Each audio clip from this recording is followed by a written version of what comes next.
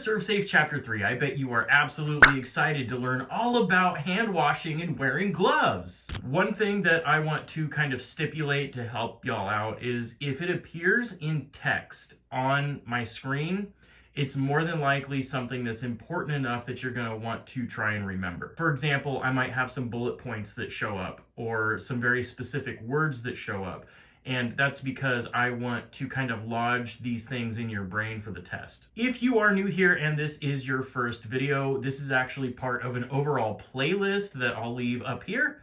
And you can go check out the rest of those if you want to. Otherwise, if you just want to learn about hand washing, welcome. So, ServeSafe Chapter 3. Most people know that if you're handling food, you probably shouldn't pick your nose. And if you didn't, well, congratulations. Now you know that before handling food, you probably shouldn't pick your nose. Good night, everybody. End of Chapter 3. Nah, but for real, humans are gross. We actually do things inadvertently all the time. Some actions that you may not think about could be things like scratching your scalp, running your fingers through your hair, rubbing an ear, touching a scratch or a pimple, wearing or touching a dirty uniform, including your apron, coughing and sneezing into your hands. If you need to sneeze, sneeze into your elbow, preferably away from food. And spitting. I don't really see people spitting on the line, but I mean, spitting is one of them, so. One thing that you can do instead of just yelling at people is come up with a specific personal hygiene policy. After crafting the policy, then you're gonna want to obviously train the staff on it, practice what you preach, model the behaviors that you want everybody else to follow, stay aware and supervise food safety practices at all times, and keep up to date on any new laws or ordinances. So the following is a list of situations that can lead to contamination of the food biologically. Number one, obviously, is having a foodborne illness. Number two is having wounds or boils that contain pathogens. Number three is sneezing or coughing into your hands or all over the food like a grossy McGrossface. Having contact with somebody that's ill, even outside of work. The next one goes without saying, but using a restroom without washing your hands. You should just be doing this anyway, even if you aren't a cook. There's actually a very specific thing that is in the test from people not washing their hands from using a restroom and then handling food, and it's called the fecal oral route. I'll let you use your imagination to imagine why it's called the fecal oral route. If you are carrying pathogens that have the potential to affect others, congratulations, you are now known as a carrier. Next up is hand washing. Aren't you excited? For starters, never wash your hands in a sink that isn't specifically designated for hand washing. Now, I'm gonna be real. This channel is all about being real. So I'm going to be honest, people do it. People do it. People will wash their hands in the triple sink or in the prep sink or whatever. They are not supposed to, but people do it. Designated hand washing stations please. Okay. In this test, they are going to question you about hand washing steps. Now, we kind of know this just offhand. We know, use hot soapy water, scrub your hands, whatever, but they want very specific answers. So these are those steps. First off, wet your hands and your arms with warm running water. Next, you apply soap enough to build up a good lather. Next, we'll scrub the crap out of our hands. They specifically state vigorously scrub your hands for 10 to 15 seconds. 10 to 15. Rinse your hands and your arms with warm running water. After that, dry your hands with a single-use paper towel. Also, as an optional step, consider using a paper towel to shut off the faucet or to open doors or whatever you need to do to get out. Use a paper towel for that. You can always throw it away somewhere else. All right, so now you know the how, but what about the when? Think of any time that you might need to wash your hands. Now, a lot of these are going to be common sense, like when you use the restroom. If you touch your body or your clothes in any way, remember rubbing your ear, coughing or sneezing or blowing your nose, even if you are blowing your nose into a paper towel. I don't know why you would just blow your nose into your hands, but whatever, I just already said it. So like using tissue, handkerchief, that kind of stuff. Eating, drinking, smoking, chewing gum, or using other tobacco products. Yes, e-cigarettes and vapes count too. Handling soiled items like dirty towels, like, the towel bins, handling any raw meat, seafood, poultry, handling any aquatic or service animals, handling any chemicals that could affect food safety, whenever you change a task, whenever you leave an area, then re-enter the area. So if you go to the restroom, you wash your hands in the restroom, then when you come back into the kitchen, you wash your hands again. Whenever you handle money, using any electronic devices, this can be things like a Walkman or a pager or a touch-tone phone or an 8-track player. Oh yeah, I guess cell phones probably too. Or touching anything that can contaminate your hands. Dirty equipment, work surfaces, aprons, clothes, whatever. This is another example of where ServeSafe Manager is different from regular ServeSafe, because in ServeSafe you just learn about washing your hands. But here, you're a manager. You're training for ServeSafe Manager. So if you see food handlers that are not following the procedures, make sure to call them out right away. If you are not a manager and you're watching this and you catch somebody not washing your hands, your best bet, what you should do, is just go tattle on them right away. Managers love it when you just tattle on people for like little minor things. These are the corrective actions that you want to take if somebody isn't washing their hands and then they continue to work as if nothing is wrong. You want to dispose of any contaminated food, clean any potentially contaminated surfaces or equipment or utensils, and in a manager's position, you want to retrain or coach them. If it is something that seems like it is systemic, you may want to have like a group meeting or a pre-service where you specifically talk about hand washing. If you take it seriously, they will take it seriously. If you treat it like it's not a big deal, they're not going to do it, or they're going to do it very little. Hand sanitizers and antiseptics are those things that people were selling back in 2020. There was a huge shortage on them, so people had like, a cooler full of them, and they were selling them on the street corner for like $20 for like a little like ounce. You need to make sure when you are getting sanitizers that they are up to the CFR and FDA standards. What are some other hand rules? Keep your fingernails trimmed, filed, and short. No false fingernails, no painted fingernails. The exception to this is if you are using gloves, then you can have painted nails. The reason why is because fake nails and nail polish in particular has a tendency to flake off, could end up in the food. And then obviously fake nails can do the same thing, especially if they aren't glued on right or whatever. Wounds. If there are wounds or boils anywhere on the body, they have to be covered by what's called an impermeable barrier. That's a fancy way of saying bandage. Impermeable just means that liquids can't pass through. Whenever I get a cut, what I will typically do is I will wrap it with a fingertip bandage or whatever, wherever it is on my hand. Next, I'll use a finger cot. Line cooks joke all the time about how finger cots look like condoms, and people will often call them finger condoms. So if you hear somebody say finger condom, that's what they're talking about. So bandage, finger cot, glove. All right, now that we got done about that, we're going to talk a little bit about single-use gloves. First of all, never wear single-use gloves in place of hand washing. You don't have to wear single-use gloves if the ready-to-eat food is going to be cooked. An example of this is if you're putting pizza cheese on a pizza, then it's going in the oven. You don't have to wear gloves for that, according to ServeSafe Manager. The caveat to all of these is if there are more strict policies in place at the restaurant that you work at, then just follow those policies. What kind of gloves should you get? Obviously, any gloves that are approved, disposable. You want to get multiple sizes so people aren't left out in the cold not being able to wear them. Latex alternatives. Most kitchens don't even have latex gloves anymore. Most of them are going to be vinyl or nitrile gloves. This is just a personal request. Please do not be that a-hole that puts on one pair of gloves and tries to get away with wearing that one pair of gloves. You know the guy.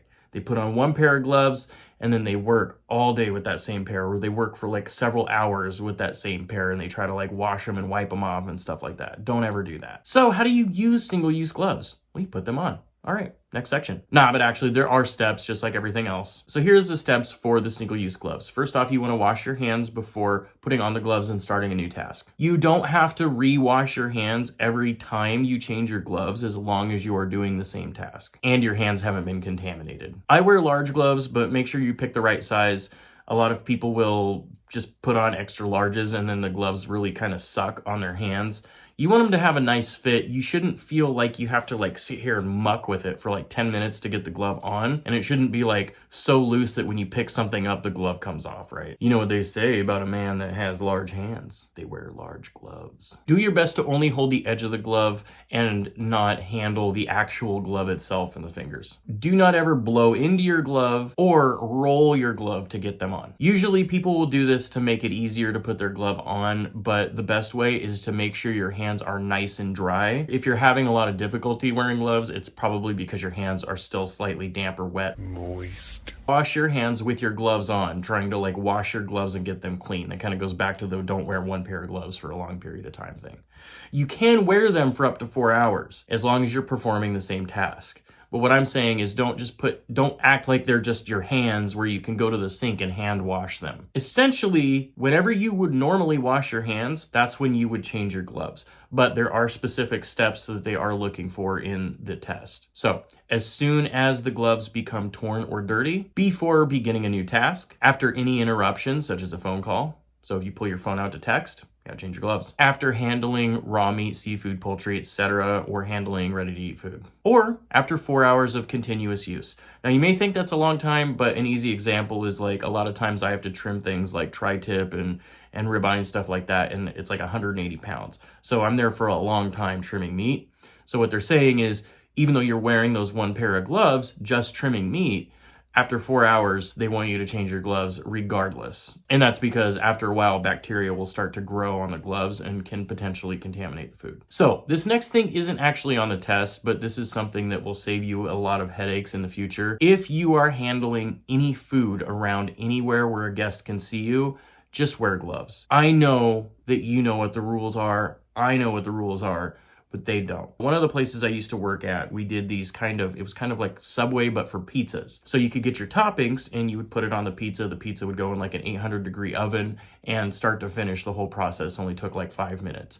Well, technically, as I said, you don't have to wear gloves when doing this, when making the pizzas, but we would get complaints all the time because people weren't wearing gloves when they were making the pizzas. So best rule is to just always have your gloves on in front of a guest whenever you're handling food. It just gives them peace of mind. Now back to your regularly scheduled program. All right, we're moving on to hygiene. You work with somebody that they kind of have hygiene problems. They don't bathe as often as they should. They kind of have an odor to them. They come in with a dirty uniform. People often have a hard time approaching somebody that has personal hygiene issues. You can use ServSafe Manager and Health Code in order to kind of coach people into having good personal hygiene. This is because not showering and wearing dirty clothes by ServSafe standards is a food safety issue. So one easy way to do this is, if it is happening, you can address everybody in a group setting and not call out any specific person, and talk about different food safety measures and bring up this hygiene issue in the group setting. Just explain how you can spread pathogens through simple things like running your fingers through your hair, touching your ear,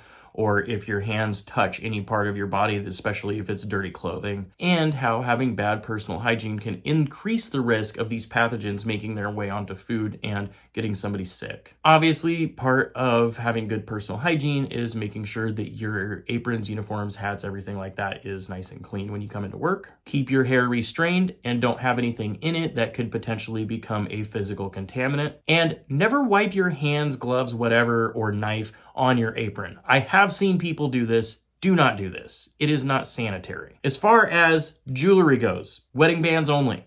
No watches, bracelets. Basically, think of like anything cool that you could wear on your hands and you can't wear it. Some places will even require you to take out things like your earrings and necklaces and whatever, and servers will have a different set of rules because they are spoiled and it's a double standard. Next, we are going to talk about restriction and exclusion from the workplace with people that have foodborne illness or they are sick, whatever. So remember the big six. If not, it's in a previous video. I covered it. If you don't remember it, here they are. Now, they do need to report to you if they are diagnosed with any of the big six, or if they've come into contact with somebody that has had any symptoms from the big six. Look, I'm gonna level with y'all. You or a lot of people will come into work dead on their feet.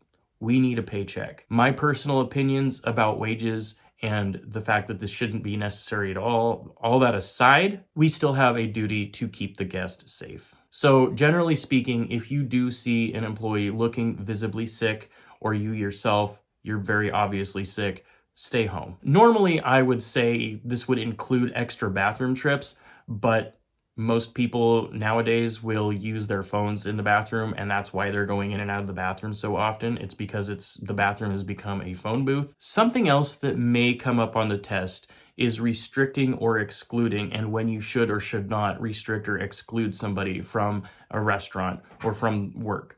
And they will have pretty tough questions that you can mix up restriction and exclusion. You can restrict their duties if they have an infected wound, if they have persistent sneezing, coughing, runny nose, or discharge from the nose, eyes, etc. You can also restrict their duties if they have a sore throat or a fever. This also can be grounds for exclusion. When do you exclude people from coming into work? Now, as I said, if they have a fever, you have the option to exclude them. If they have vomiting, diarrhea, jaundice, or any big six infection. is essentially the grounds for exclusion. Congratulations, you made it through chapter 3. Look, I know it's a boring topic, but again, a lot of these questions could potentially be on the test, so it's important to go through everything. If you have questions or comments on anything that's been covered so far, make sure to leave them in the comments below. I will answer them. On the next chapter, we are going to be covering the flow of food, hazard analysis, critical control points, monitoring tools, time temperature abuse, different types of thermometers, temperature recording devices, thermometer calibration, and lots of other fun stuff. So stick around for that. That'll be next week. Anyways, I hope you folks have an awesome and amazing day, and I will see you on the next one. Peace.